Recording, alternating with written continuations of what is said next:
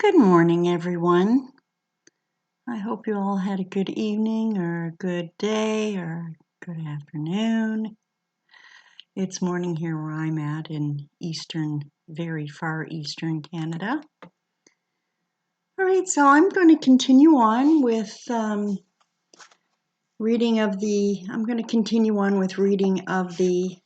financial matrix.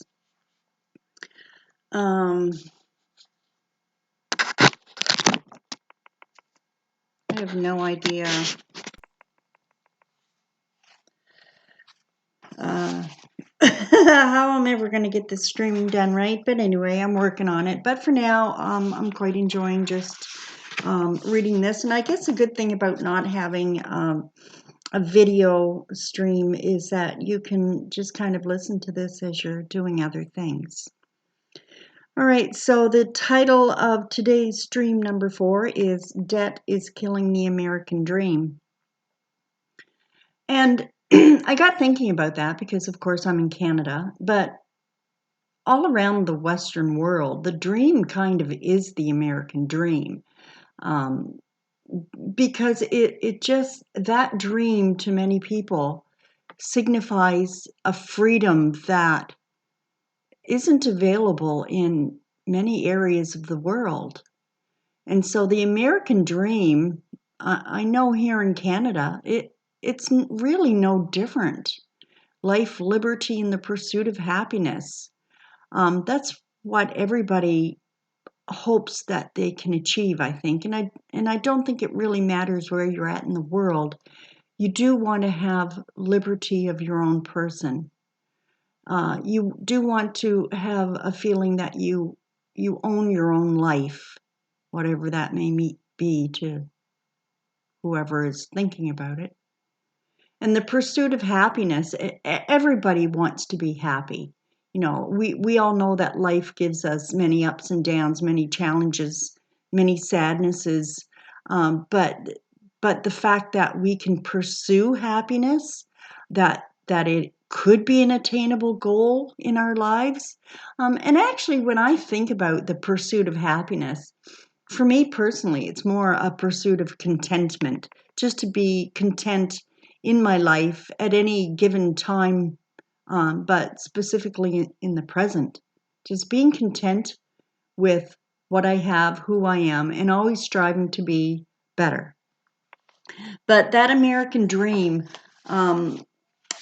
with the title of this, Debt is Killing the American Dream, in this instance, Orrin is speaking more specifically to the dream of, having, owning your own property, having the freedom to drive your own car, have your own job, that sort of thing. If you want to have vacations, whatever that American dream is to you, he's making a good point. Debt is killing it.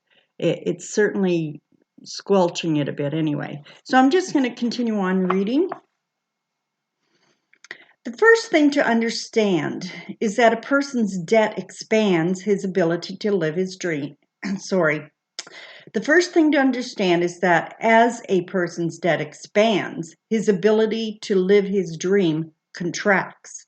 Debt is stealing the proverbial American dream.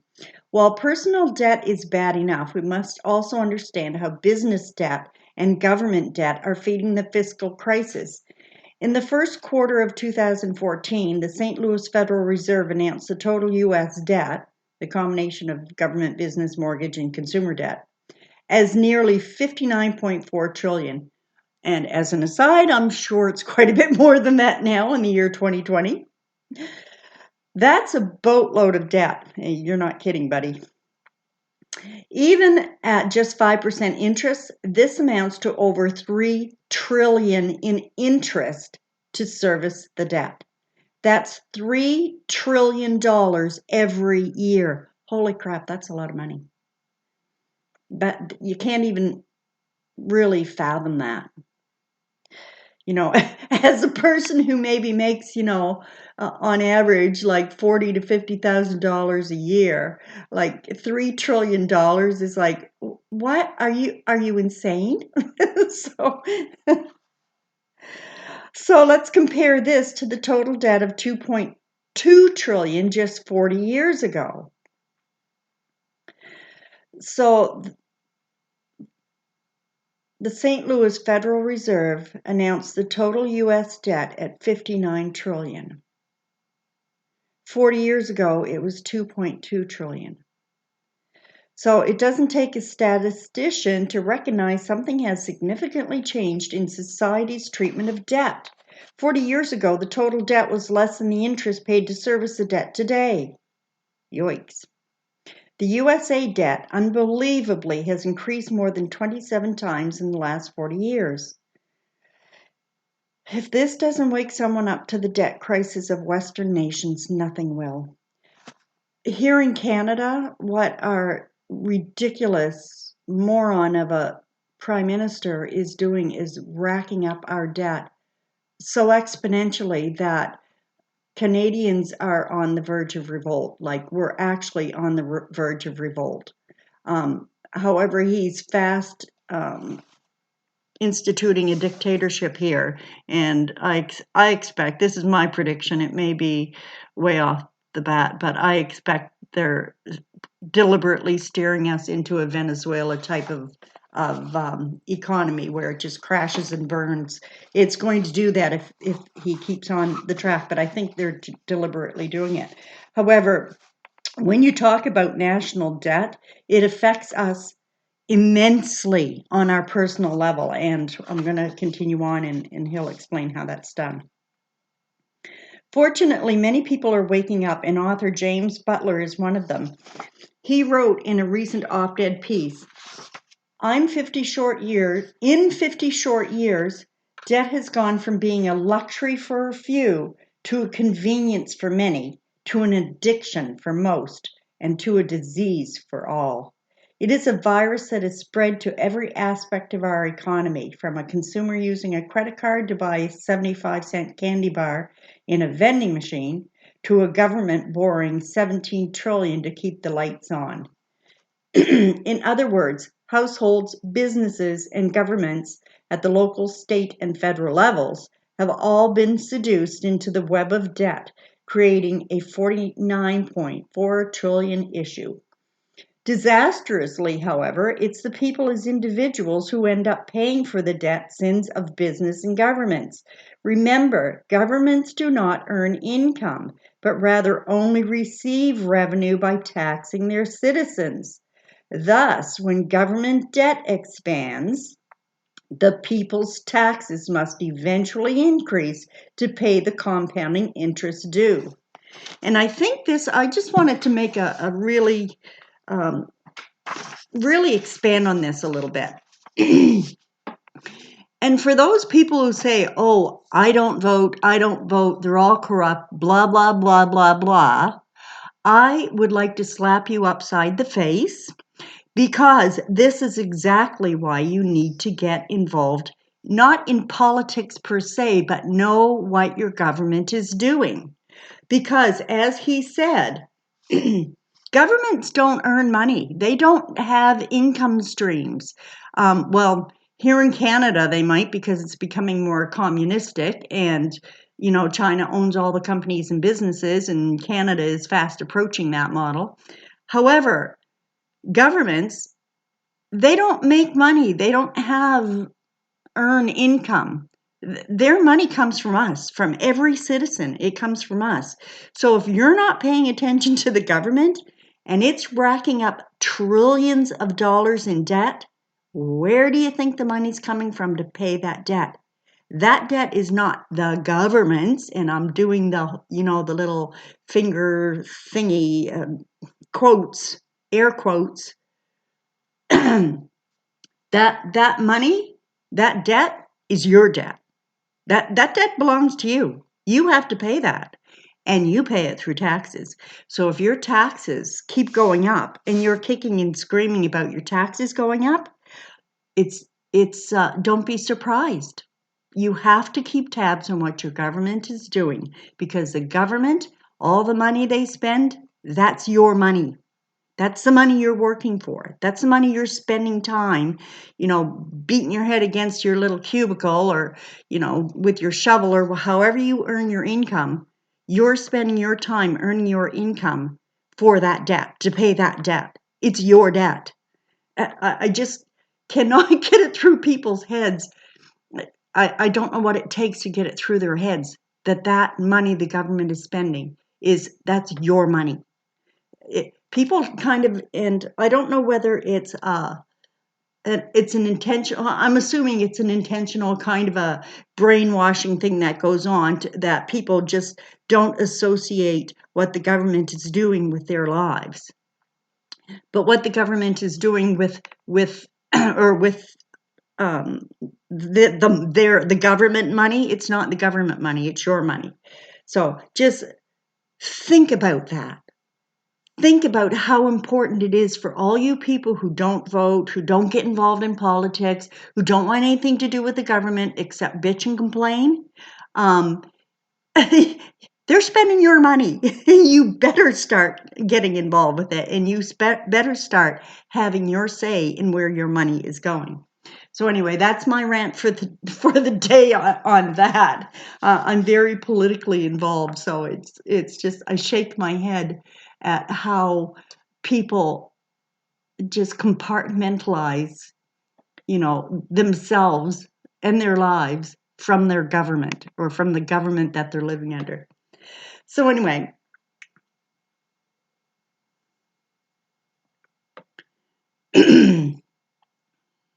where was I now?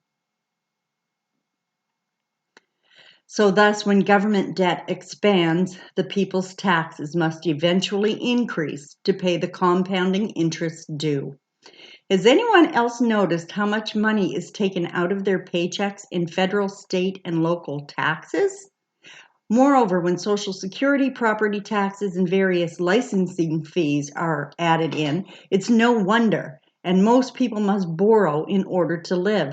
So if that's you, if you're always going to your credit card to afford the necessities of life, have a look at your paycheck to see how much in taxes is coming out. If you had even a portion of that back, would that eliminate your need to always be, topping out your credit card just to pay for basic essentials?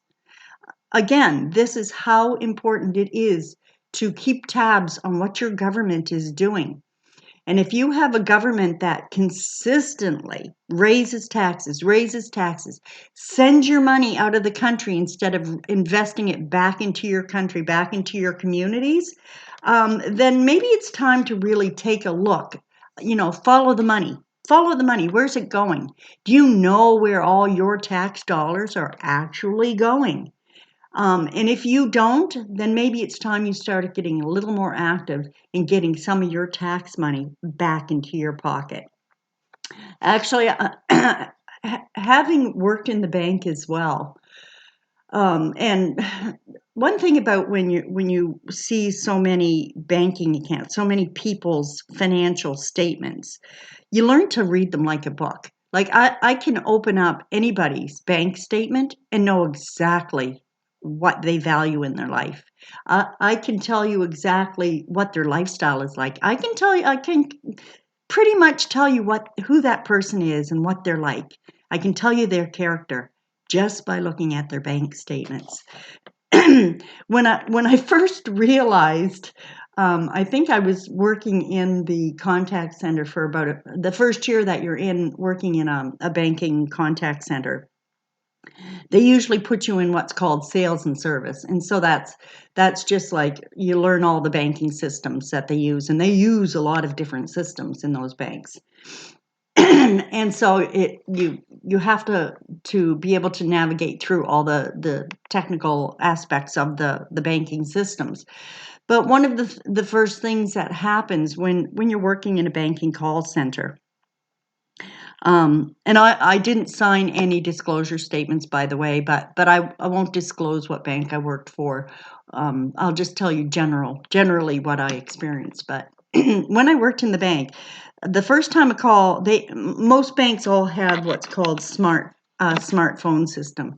And so if someone calls in and they're routed to my line, the next time that they call in, if my line is free, that call will be routed to my line. So quite often I would get a lot of the same people routed to my line.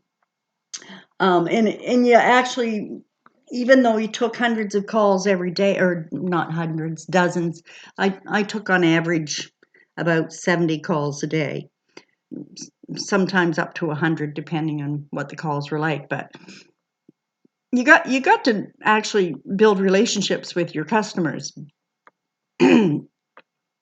But because we would get so many different calls, we had to learn to read those statements.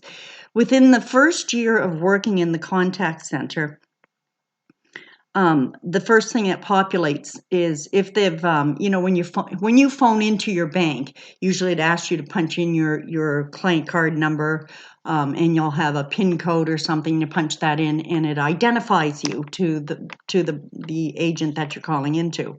And so if people would do that, their information would automatically populate. It would pop right up. The call would come in. Once it hit my line, they were already self-identified, and all their information would all those screens would open up. And so the first screen that always opens up is their bank account, their main banking screens. And so the first thing we were always trained to do was go to their main checking account, because most people use a checking account.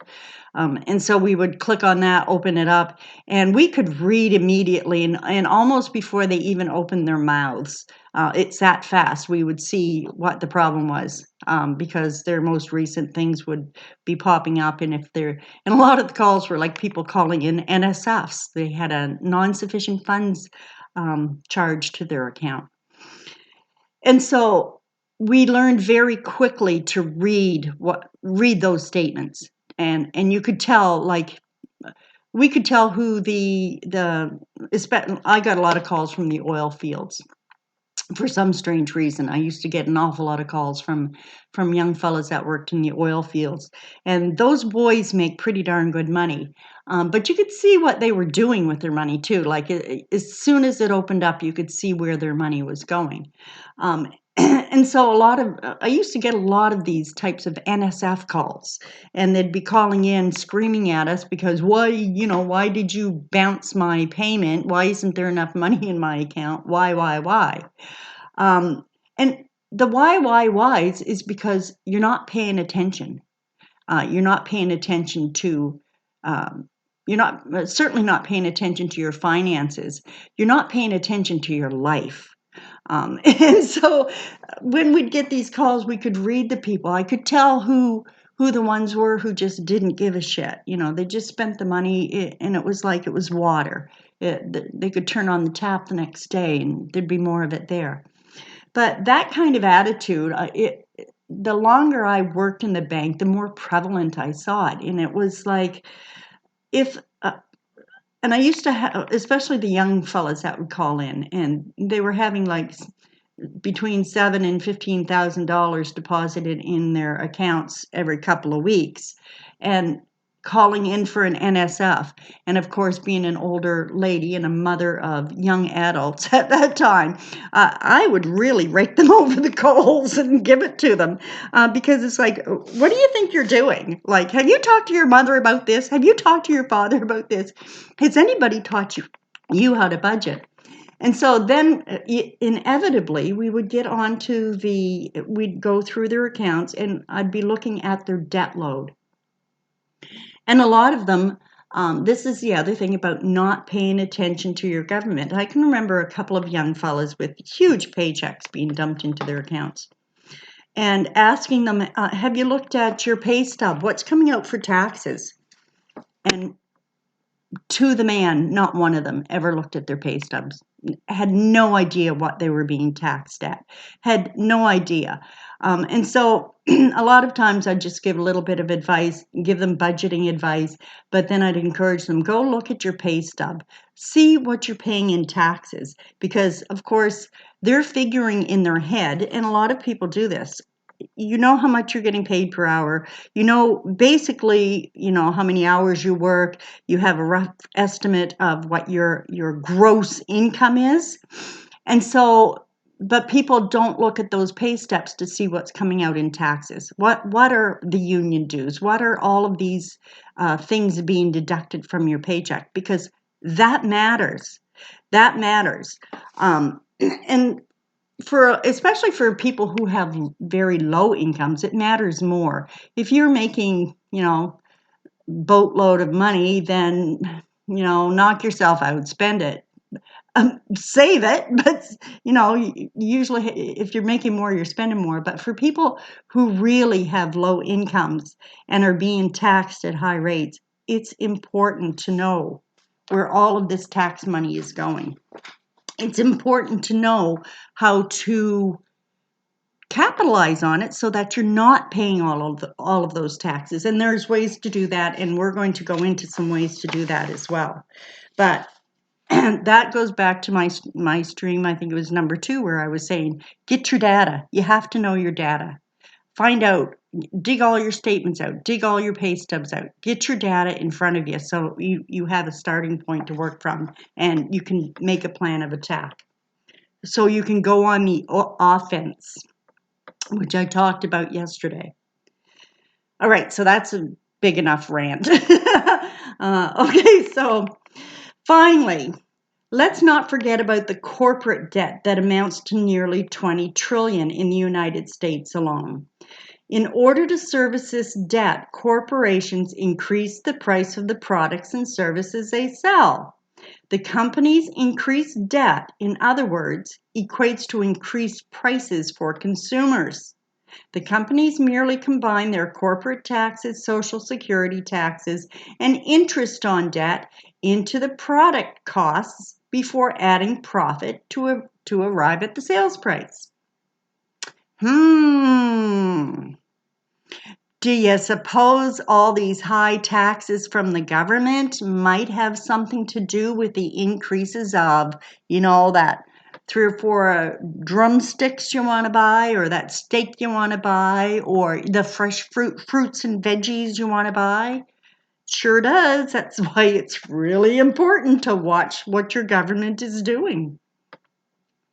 Shockingly, the already overloaded households are forced to pay not only for their own financial sins, but also for the corporations and the governments.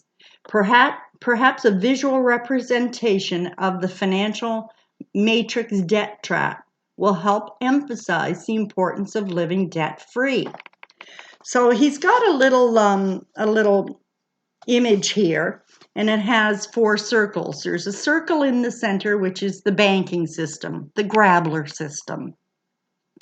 And then they've got 3 circles in a kind of a triangle around it, a triangle, of course. So the upper right-hand circle is the government, with a little arrow pointing down to the banking system. And then the next circle is your business, with an arrow pointing to the banking system. And then we have the household circle with an arrow pointing down to the banking system. So household pay taxes to the government, households pay higher prices to business, and business pays taxes to the government. So, and then all 3 of those pay interest to the banking system. So the Grablers, the banking system, has us coming and going. They've covered all the bases. And so it's really important to learn how to fight back. It's really important to have a good plan of attack, a good offensive plan to minimize that. We'll never get out of it. Like Owen always says, you know, you've got to live within it, and you've got to, you know, live your best life, so to speak. But I'm going to hopefully help you learn how to plan an offensive attack, or not even attack, just defend yourself against the Grabler system. And then we're going to have an offensive plan so that we don't have to pay as much to the Grabler system. All right, so understanding inflation. This is the next section here. And maybe I should cut it off and do another stream, but I think I really want to continue on and do the inflation part because it goes right along with this. So inflation, not to belabor the point, but there is still one more factor that undermines the financial solvency of households, namely inflation. While household incomes are trending downward, inflation is skyrocketing prices upward. And I'll tell you, we're really noticing that in Canada here. Just in the last 2 years, the price of anybody who's a vegan, just put your fingers in your ears and don't listen to this, okay? So, but we've noticed up here the price of like chicken and hamburger, which is and bologna. For all you Newfoundlanders who love your bologna. So, actually, bologna is a really great example. Okay, so here in Canada, we have a province called Newfoundland. Well, in the Maritime provinces, the Atlantic provinces, we have Newfoundland, Nova Scotia, New Brunswick, and Prince Edward Island. Now, I don't know about Nova Scotia and PEI, but Newfoundland and New Brunswick, where I live, we love bologna, fried bologna, and it's just, I don't know where that kind of tradition came from, but we love bologna. And it's kind of like, it's not Spam exactly. It's better textured, but it's a processed meat. And God knows what's in it, but we really like it. Anyway, and it comes in these big fat tubes. And so you slice it or you can get it sliced and we fry it. We eat it on sandwiches. It's like, yeah. It's like your American Spam kind of thing, I think. I don't know. But anyway, the prices of food skyrocketing. I don't buy bologna that often. I like it once in a while. When my kids were little, they loved it, and so I used to buy it all the time. And every once in a while, I'd get a hankering for it. But anyway, I hadn't bought it in like 5 years. Just because I was eating extremely much healthier. I was eating just lean chicken, very lean beef, and lots of veggies and that sort of thing. And so I hadn't bought it for probably 5 years. And so I got a hankering for it. Went to the store and went to buy it and just, a small package of it. I could not believe the price. That small package was more expensive than a whole half of the tube that I used to buy when the kids were younger in school. And I'm talking like this would be like a 400 gram, a 300 to 400 gram package. I have no idea what grams is anymore in ounces, but probably 6 ounces, 8 ounces, I don't know. Anyway, you can go do a conversion thing. Anyway, so 354, whatever. Anyway, I used to be able to do the conversions in my head, but I can't anymore. So anyway, that's inflation.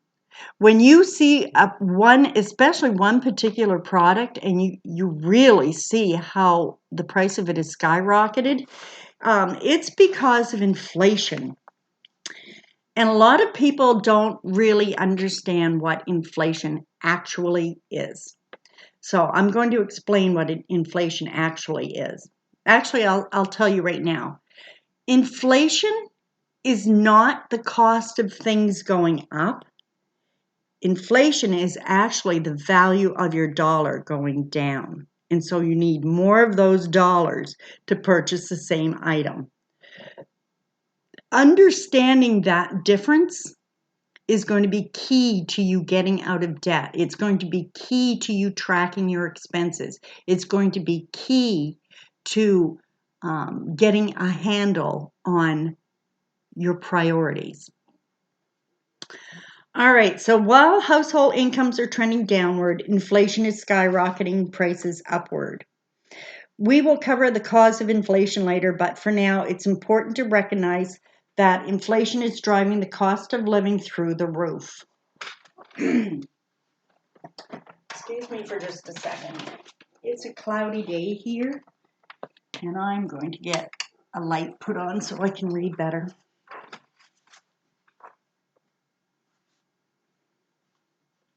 Increased prices, increased debts, and decreased incomes are a deadly combination for any society seeking prosperity.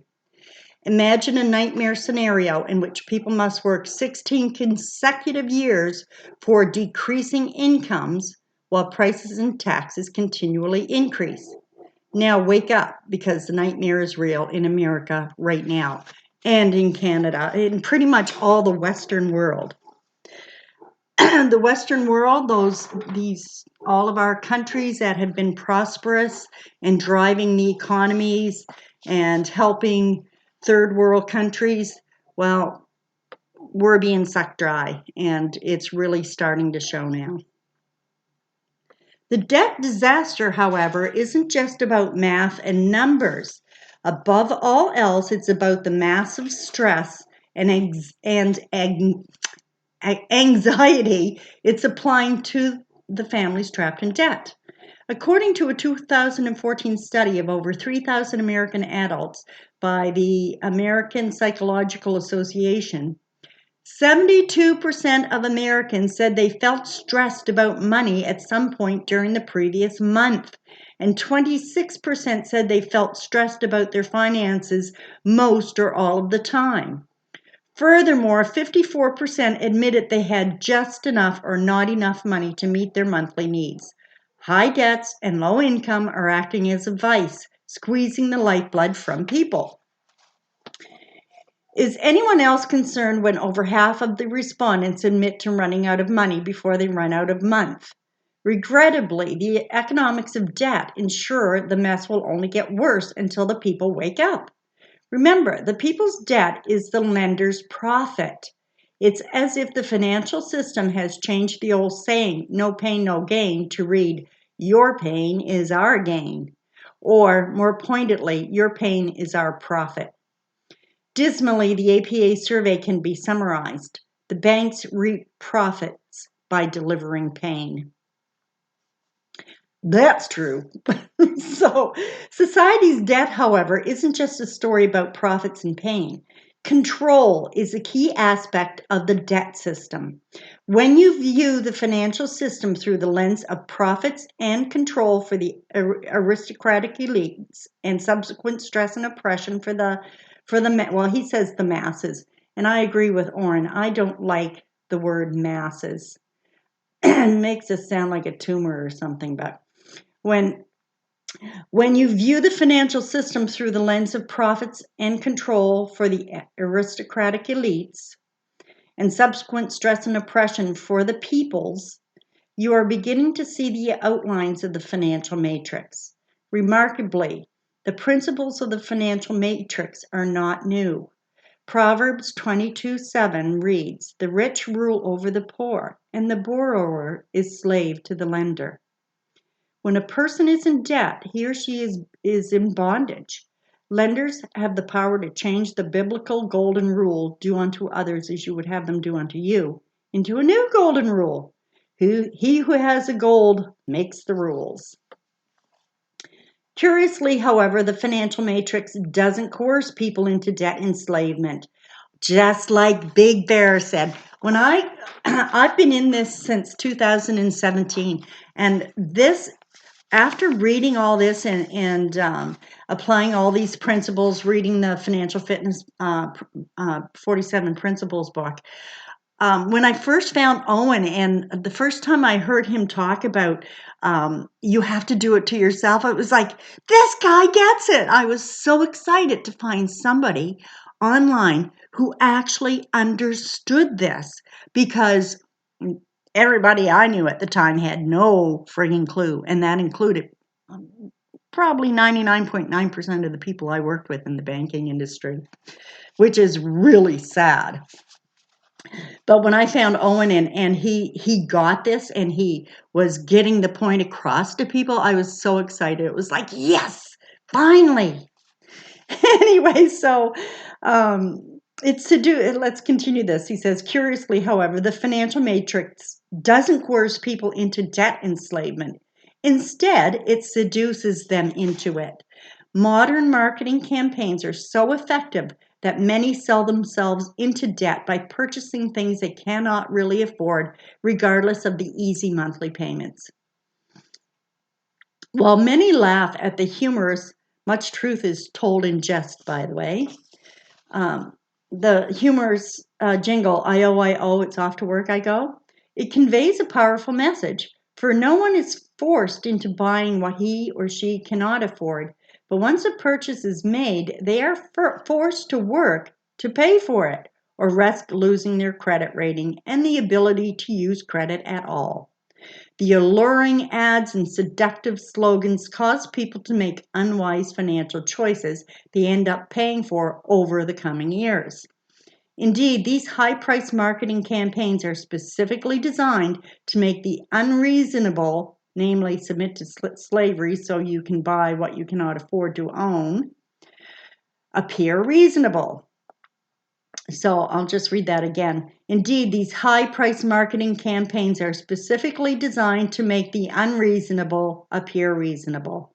So the unreasonable is submit to slavery so you can buy what you cannot afford to own. That is unreasonable, but people do it all the time.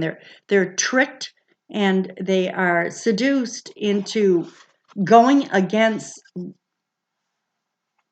well, what I would consider common sense, but it's not so common, I guess. All right, so I'm going to do the next video on the financial matrix, the debt system of control. This one is long enough, I think, and that there's a lot to chew on. But yeah, I don't have anything more to say about that, so I'm just going to end it there, stop talking, and say peace out. See ya next time.